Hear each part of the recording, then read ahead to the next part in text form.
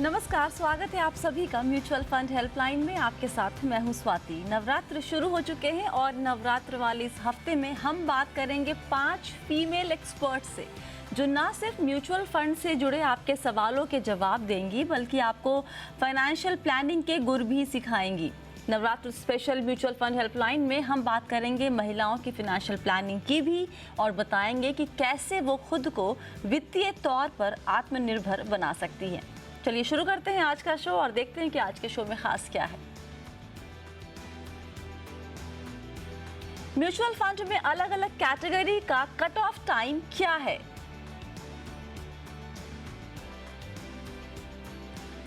Franklin ultra short duration bond में फंसे पैसे कब वापस मिलेंगे? रिटायरमेंट के बाद क्या सेक्टोरल फंड में निवेश करना सही स्ट्रैटेजी है? और इस हफ्ते फंडनामा में हम अपने सभी एक्सपर्ट से जानेंगे कि महिलाओं के लिए क्यों जरूरी है फाइनेंशियल प्लानिंग।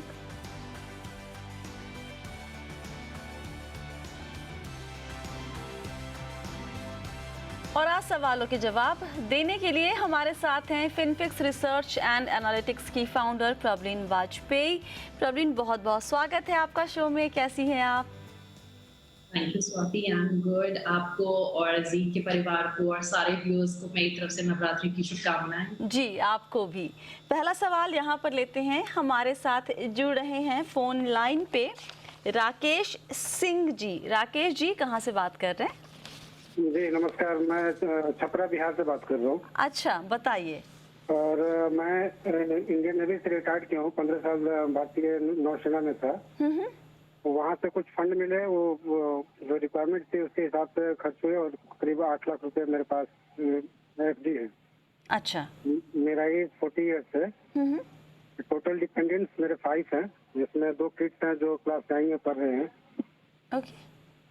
और हमने LIC किया है करीब 1.5 लाख के आसपास में, प्लस PPF है वो। अच्छा। हाँ, तो एनुअल इनकम मेरा करीब अप्रोक्स 8 लाख रुपए है। 8 तो लाख या 10 लाख, क्या बोल रहे हैं? फिर से बोलिए। 8 लाख 8 लाख 8 लाख के आसपास। ओके, हाँ जी। ठीक है। अभी अभी ये हमारा इनकम टैक्स वगैरह करीब ईयरली 36-40 हजार के आसपास में कटता है। और आगे हम क्या करें ताकि कहाँ पे पैसे डालें जिससे वो हमारा, जैसे अभी इमीडिएट रिक्वायरमेंट है हाउसिंग का या चिल्ड्रन एजुकेशन का, उसको हम फुलफिल कर सकें। ये जो आपकी रिक्वायरमेंट है, बच्चों की पढ़ाई है और घर के लिए, ये कितने साल के बाद आप देख रहे हैं कितने पैसे की जरूरत पड़ेगी राकेश जी? घर का रिक्वायरमेंट तो मुझे इमीडिएटली होगा, लेकिन चिल्ड्रन का एजुकेशन अभी मैट्रिक का भी करने में उनको 2 साल लगेगा। मैट्रिक के बाद उनकी रिक्वायरमेंट आएगी। और कितनी रकम की दोनों गोल के लिए? दोनों गोल के लिए, हाउसिंग के लिए अप्रोक्स 30 लाख खुद का लैंड है। और चिल्ड्रन एजुकेशन में फिर वो IIT वगैरह में एडमिशन कराने के बाद। ओके। बताइए प्रॉब्लिन। अच्छा, एक बात और सवाल राकेश जी, आप हर महीने कितने पैसे बचा सकते हैं या बचाते हैं? हर महीने अप्रोक्स 20 to 25,000 में सेव कर सकता हूँ। 20 से 25 हजार आप हर महीने सेव करते हैं। बताइए प्रॉब्लिन, गोल्स इनके बहुत ही करीब है। मुझे लगता है कि 2, 3, 4 साल में इनके दोनों जो गोल है, घर खरीदना और घर बनाना है इनको शायद, और अपने बच्चों की पढ़ाई के लिए। तो इतने कम ड्यूरेशन के लिए और अभी के निवेश को देखते हुए इनकी निवेश की स्ट्रैटेजी आगे क्या होनी चाहिए? राइट स्वाति, थोड़ा सा टाइम होराइजन अब इनका पास आ गया है जो इनके गोल्स हैं उसके लिए। आई थिंक सबसे पहले तो ये क्या कर सकते हैं, जो इनका फिक्स डिपॉजिट में मनी पड़ा है उसको ये थोड़ा सा debt side of mutual funds में शिफ्ट कर सकते हैं, सो दैट अभी 3 इयर्स का अगर होराइजन है बच्चों के एजुकेशन के लिए भी, और हम मान के चलते हैं कि अमाउंट थोड़ा उनका लमसम के तरीके से कॉलेज एजुकेशन के लिए यूज हो सकता है, तो कम से कम थोड़ी सी टैक्स लायबिलिटी कम होगी। और क्या है, आपका TDS नहीं कटता है, बाद में इंडेक्सेशन का बेनिफिट हो सकता है। तो ये जो अपना एफडी का अमाउंट है इसको मूव कर लें। 2-3 फंड्स मैं बता रही हूँ इनको, जैसे IDFC कॉर्पोरेट बॉन्ड हो गया या axis banking and PSU fund हो गया, इनको ये एक्सप्लोर कर सकते हैं। इस टाइम पे अगर 8 लाख पड़े हैं स्वाति, इसमें से करीबन 7 लाख शिफ्ट कर लें, 1 लाख अपने लिए ये रखें अगर कुछ एकदम इमरजेंसी पड़ती है तो फॉर द टाइम बिंग। उसके अलावा अब ये बोल रहे हैं कि इनके पास है मंथली अमाउंट अराउंड 20,000 जो ये इन्वेस्ट कर सकते हैं। इनका पीपीएफ भी बहुत कम है, तो इसको ये थोड़ा सा डिवाइड कर लें स्वाति, और एसआईपी शुरू करें।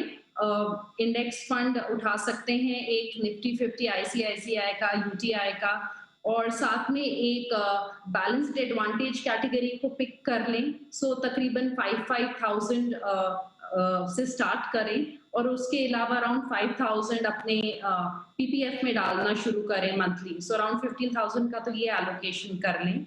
और उसके अलावा मुझे लगता है 5,000 किसी अल्ट्रा शॉर्ट टर्म फंड में, या जो जिनमें ये अपना डेट फंड मूव कर रहे हैं उनमें से किसी में एक एसआईपी कर लें, सो दैट थोड़ा सा नियर टर्म के लिए भी कॉर्पस कुछ बनने लगे।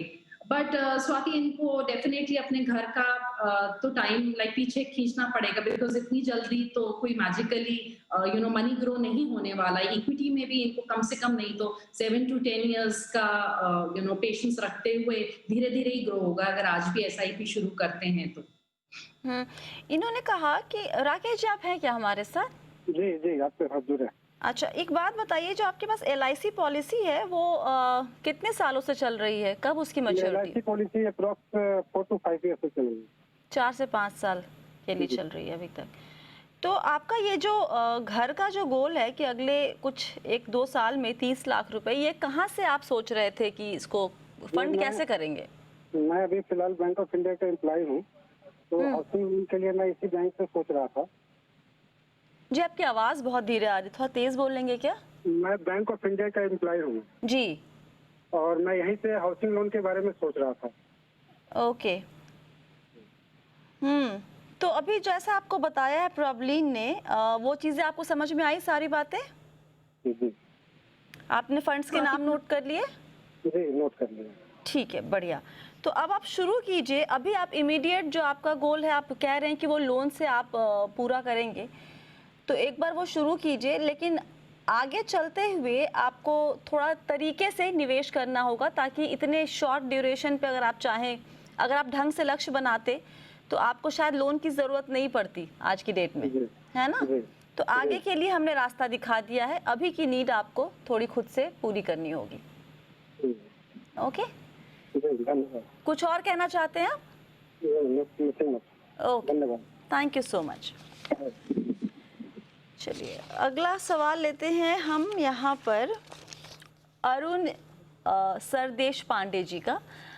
अरुण जी से हमने बात करने की कोशिश की, बट अनफॉर्चुनेटली उनका फ़ोन कनेक्ट नहीं हो पा रहा है। सीनियर सिटीज़न है, 72 साल के, वाइफ है इनके ऊपर डिपेंडेंट है, वो है 66 ईयर्स ओल्ड। अब इनका पोर्टफोलियो हमारे पास है ऑलरेडी प्रॉब्लम। इनके पास अभी इनकम क्या है, जो इन्वेस्टमेंट है बस वही उनका इनकम है बेसिकली। हेल्थ और इन्वेस्टमेंट ठीक ठाक रकम है इनके पास, कम रकम नहीं है वहाँ। हेल्थ इंश्योरेंस 5 लाख का है, और मंथली एक्सपेंस इनका 60,000 रुपये है, जिसमें 20,000 की ईएमआई भी एक जा रही है। और इसलिए मैं इनसे बात भी करना चाह रही थी, ताकि मालूम चले कि ये लोन किस चीज़ का लिया हुआ है यहाँ पे। अगले साल की जो रिक्वायरमेंट थी इनकी 9.25 लाख की है, और बाकी उन्होंने अपने खर्चों के डिटेल्स दिए हैं। अभी फ़िलहाल 6 लाख रुपए पर एनम इनको इंटरेस्ट प्लस उनके जो बाकी इन्वेस्टमेंट है वहाँ से आ रहे हैं पैसे। अब ये जानना चाहते हैं कि भाई गोल बहुत ही क्लियर है कि इनकम बढ़ाना भी है, अगले साल 9.25 लाख चाहिए, लेकिन जो कैपिटल है वो भी प्रिजर्व करना चाहते हैं। बहुत ही ट्रिकी सिचुएशन है ये वाला, और अच्छा होता कि अरुण जी हमारे साथ होते, लेकिन अगर नहीं है और ये लिमिटेड जानकारी हमारे पास है। प्रॉब्लम बताएं क्या करना चाहिए अरुण जी को? स्वाति, एब्सोल्युटली आपने ठीक बोला, थोड़ा ट्रिकी है, और ये एक आई थिंक बहुत बड़ा चैलेंज है किसी भी सीनियर सिटीजन के, कि जो अपनी लाइफ लॉन्ग की सेविंग्स है उसको कैसे इन्वेस्ट करें, बिकॉज खर्चे बढ़ रहे हैं, और जितना उन्होंने लाइफ लॉन्ग एक कॉर्पस को जमा किया है उसी को इन्वेस्ट करके उससे अपना घर खर्च चलाना है। तो ओवरऑल पोर्टफोलियो जो इन्होंने बनाया है वो अच्छा है स्वाति, बैलेंस्ड है। अब इनका एक जो सीनियर सिटीजन सेविंग स्कीम है वो उसका कुछ एक 10 लाख मैच्योर हो रहा है जनवरी में, जो वो चाहते थे जानना कि उसका क्या किया जाए। तो वो मैं उनको बोलूँगी कि वो वापस से एक अकाउंट खोल लें सीनियर सिटीज़न सेविंग स्कीम का। और इस टाइम पे इंटरेस्ट रेट 7.4% है, पर जनवरी में मैच्योर हो रहा है और ये क्वार्टरली नए रेट्स आते हैं, तो ऐसा हो सकता है कि उस टाइम पे कुछ और हो इंटरेस्ट रेट। उसके अलावा मैं यहाँ पे ये भी ऐड करना चाहती थी स्वाति कि इनका अगर ओवरऑल जो साल का बेसिकली टैक्सेबल इनकम है क्या बन रहा है, उससे हिसाब से इनको एक और कंपैरिजन करना चाहिए कि इनको ओल्ड टैक्स रिजीम या न्यू टैक्स रिजीम किस में बेनिफिट है। अगर इनको एटीसी में डिडक्शन लेने के बाद बेनिफिट हो रहा है, तो ये क्या कर सकते हैं, सीनियर सिटीजन सेविंग स्कीम का जो पैसा भी इनका मैच्योर हो रहा है उसमें से एक 1.5 लाख बचा लें और उसको अप्रैल में कर लें, ताकि एटलीस्ट नेक्स्ट ईयर इनका वो वाला deduction is taken care of. उसके अलावा जो इनकी फिक्स डिपॉजिट्स मैच्योर हो रही हैं, उसके लिए मैं इनको 2 अल्टरनेटिव्स देना चाहूंगी।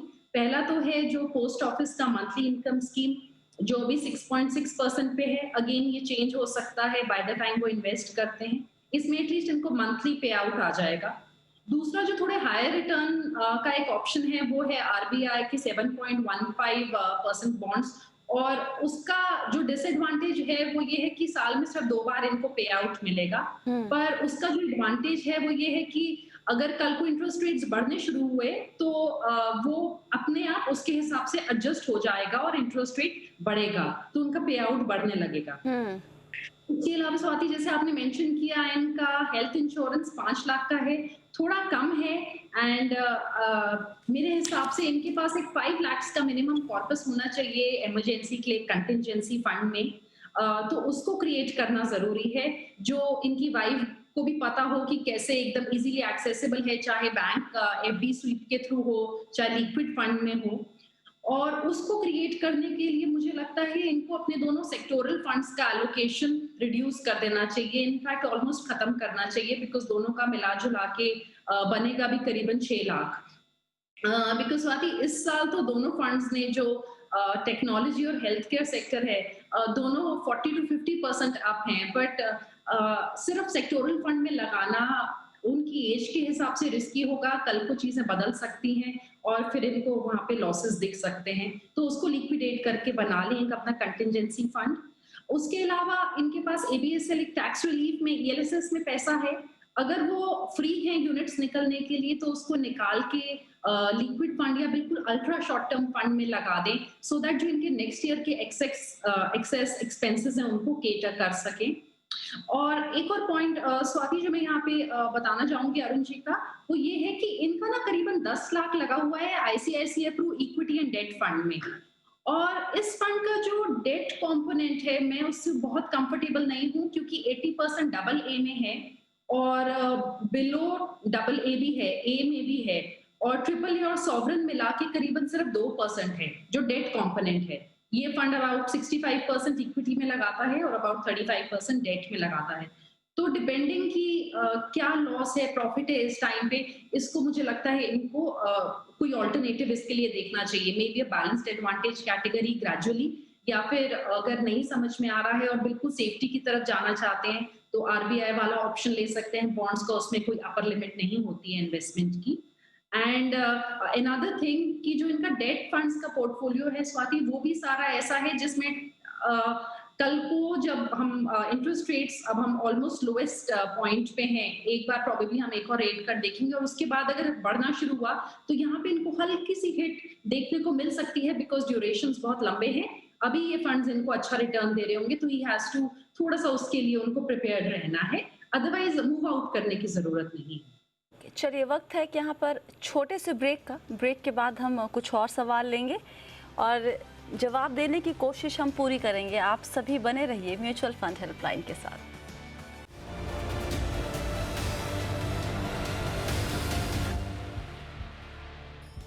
म्यूचुअल फंड हेल्पलाइन में एक बार फिर से आप सभी का स्वागत है। नवरात्र का हफ्ता शुरू हो चुका है और इस पूरे हफ्ते हमारे साथ होंगी महिला एक्सपर्ट्स और वो हमसे आपके सवालों के जवाब देंगी और आपको फाइनेंशियल प्लानिंग के गुर भी सिखाएंगी। और आज हमारे साथ हैं फिनफिक्स रिसर्च एंड एनालिटिक्स की फाउंडर प्रवीण वाजपेयी।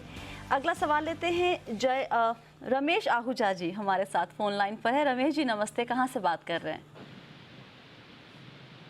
रमेश जी, आपको आवाज़ आ रही है हमारी? I am calling from Ahmedabad. जी बताएं। Okay, ma'am, actually I'm a senior citizen and a retired person. Ji. Okay, and I have invested around 8 lakhs rupees in Franklin Ultra Short-Term Bond Fund. I generally keep this money for a short term and then I invest at the appropriate time in the different funds. I got a huge fund folio from the various fund houses. So my, ultra short-term bond fund, when I have given in the month of January, February, then suddenly on April, May, I got a message from Franklin that this fund is discontinued. तो अभी कृषि fund में क्या करना होगा? जो I have got a communication from them कि इस फंड के अगेंस्ट में हमको 40% money is received, but there is some case in the court with Rasna and all that. अभी यहाँ पर थोड़ा सा मसला तो चल रहा है रमेश जी। अनफॉर्चुनेटली आप ज़्यादा कुछ नहीं कर सकते हैं, इंतज़ार करने के अलावा कोई ऑप्शन नहीं है। क्या डेवलपमेंट हुआ है प्रॉब्लिन फ्रैंकलिन के जो बाकी जो 6 स्कीम्स बंद हुई हैं, इसकी शायद 6 या 5 हुई हैं शायद स्कीम इसकी बंद, 6। तो ये जो अब क्या है आगे रास्ता, क्या पैसे वापस कब तक मिलेंगे? जब तक कि कोर्ट से कोई अनुमति या कोई क्लैरिटी नहीं मिलती तब तक अटका हुआ है निवेशक भी? राइट स्वाति, जो फ्रैंकलिन का अल्ट्रा शॉर्ट ड्यूरेशन फंड है, क्योंकि ये एक ऐसा फंड था जिसमें आइडियली जो मैच्योरिटी है पेपर्स की वो 3 to 6 मंथ्स की होनी चाहिए, पर द पोर्टफोलियो ऐसे क्रिएट किया गया था कि एक तो मैच्योरिटीज भी थोड़े लंबे समय तक जा रही हैं और क्योंकि जो क्रेडिट क्वालिटी थी पेपर्स की वो थोड़ी सी हाई रिस्क की थी, AA उससे नीचे अराउंड AA का 35% का पोर्टफोलियो है इसमें और A का 24% का। तो यहाँ पे ऑब्वियसली इस फंड में जरूरत से ज्यादा रिस्क था। अब जब ये बंद हो गया है स्वाति, तो जो केस है वो कर्नाटका हाई कोर्ट में है इस टाइम पे कि क्या फ्रैंकलिन आगे क्या कर सकता है एक्टिवली सेल करने के लिए इन सिक्योरिटीज को, क्योंकि कोर्ट में केस चला गया है। तो इस टाइम पे फ्रैंकलिन जो ऑटोमेटिकली कुछ भी अमाउंट रिसीव कर रहा है वो सिर्फ वही ले सकता है। जैसे कहीं पे मैच्योरिटी हुई है कोई पेपर की, कोई इंटरेस्ट पेमेंट आई है, तो वो सिर्फ वो रिसीव कर सकता है जो इस टाइम पे 40% है उनके पास कैश में, जो वो इन्वेस्टर्स को जैसे आ रहा है दे सकते हैं जैसे ही उनको कोर्ट से क्लियरेंस मिले। उसके अलावा अगर कोर्ट स्वाति उनको ये बोल देता है कि ठीक है आप कोई अब एक्टिव मैनेजमेंट करके सिक्योरिटीज को बेचना शुरू कर सकते हैं जो पोर्टफोलियो में होल्डिंग्स हैं, तो फिर वो जाएंगे और अगले दूसरे ऑप्शंस को एक्सरसाइज करेंगे जहां पे वो प्री पेमेंट मांग सकते हैं या सेल करने की कोशिश कर सकते हैं इन पेपर्स को। पर जब तक कोर्ट की क्लैरिटी नहीं आती है तब तक कुछ हो नहीं सकता और कोर्ट्स अभी 10 दिन और बंद हैं। तो अक्टूबर 27 को कोर्ट्स वापस खुलेंगे और उस टाइम पे towards the end of October या फर्स्ट वीक ऑफ नवंबर तक कुछ उम्मीद है कि पता चलेगा कि आगे वो क्या एक्शन ले पाएंगे। ओके तो रमेश जी देखिए, एक चीज़ बता दूं आपको कि अप्रैल 24 से सितंबर 30 तक जो 6 स्कीम बंद हुई हैं उसमें मैच्योरिटीज़, प्रीपेमेंट और कूपन के तौर पे 8,262 करोड़ रुपए फंड हाउस के पास आए हैं। कुछ रकम इसमें जो बोरोइंग की गई थी उसको रीपे करने में गई है और अभी फ़िलहाल सितंबर 30 के डेटा के हिसाब से 5,084 करोड़ रुपए अवेलेबल हैं जो यूनिट होल्डर्स को 4 कैश पॉजिटिव स्कीम के यूनिट होल्डर्स को डिस्ट्रीब्यूट किए जाएंगे। लेकिन वो तभी होगा जब कर्नाटका कोर्ट से कुछ आगे क्लैरिटी मिलेगी, तब तक आप सिर्फ और सिर्फ इंतज़ार कर सकते हैं। अब हम रुक करते हैं हमारे ख़ास सेगमेंट फंडनामा की तरफ।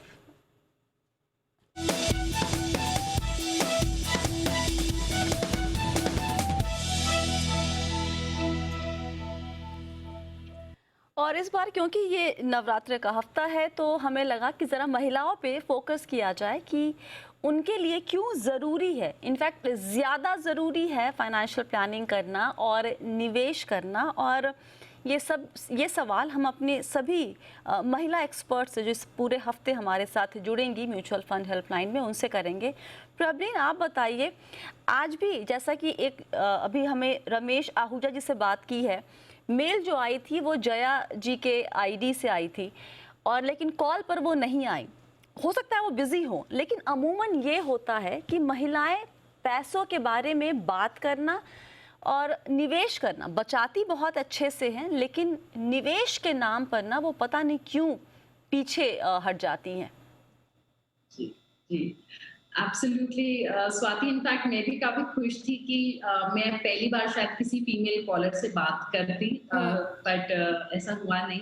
तो ऐसा देखा गया है स्वाति, एक सिचुएशन ऐसी है कि गाड़ी खरीद ली है और कैपेसिटी भी है गाड़ी खरीदने की, पर आप हमेशा किसी शोफर पे in the form of any male member in the family आप मतलब हमेशा डिपेंडेंट है कि वो आपको कहीं लेके जाएं। सो सिचुएशन कुछ ऐसी बनती है, फीमेल्स खुद आगे आके इतना प्रोएक्टिवली अपना मनी मैनेज नहीं करती, और उतना ही ज्यादा जरूरी है उनके लिए मैनेज करना, क्योंकि जो स्टैटिस्टिक्स है हमें वो बताते हैं कि जब women are working during their जो उनका करियर टाइम पीरियड है, उसमें भी वो एक अलग टाइप की डिस्क्रिमिनेशन को फेस करती हैं, जहाँ पे there is a gender pay gap and women are earning lesser than men same position के लिए, अदर देन गवर्नमेंट सेक्टर जहाँ पे ऑब्वियसली ऐसी कोई चीज देखने को नहीं मिलती है। Other than government sector women को करीबन 20 से 30% तक सैलरीज कम मिलती हैं सेम जॉब प्रोफाइल के लिए, यानी कि उनको पैसा जल्दी और